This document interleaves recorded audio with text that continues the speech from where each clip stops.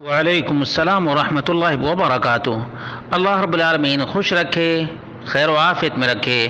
سوال بڑا ہی عجیب سا ہے کہ جمعہ کے دن خطیب ممبر سے اترتے ہی فوراً ہی تکبیر تحریمہ بغیر اقامت کے کہہ دیا، پھر احساس ہوا تو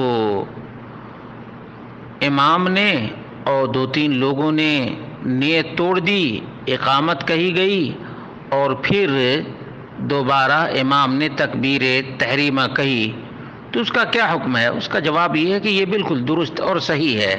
البتہ جب خطیب ممبر سے اترتے ہی فوراً تکبیر تحریمہ بول دیا تو تمام لوگوں کو امام کے ساتھ تکبیر تحریمہ بول کر نماز میں شامل ہو جانا چاہیے تھا، اور امام کو بھی نیت توڑنے کی یا نماز توڑنے کی ضرورت نہیں تھی، کیونکہ اقامت سنت ہے، اقامت سنت ہے، اور جس طرح سے اکیلے میں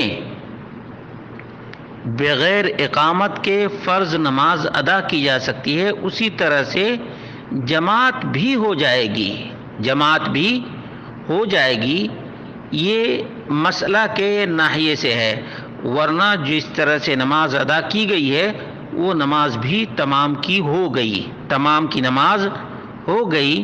لیکن یہ مسئلہ امام کو معلوم رہنا چاہیے کہ اگر بائی چانس کبھی ایسا ہو گیا بھول چوک میں کہ ممبر سے اترتے ہی فوراً ہی تکبیر تحریمہ کہہ دیا، تو پھر نیت توڑنے کی اور نماز توڑنے کی ضرورت نہیں ہے۔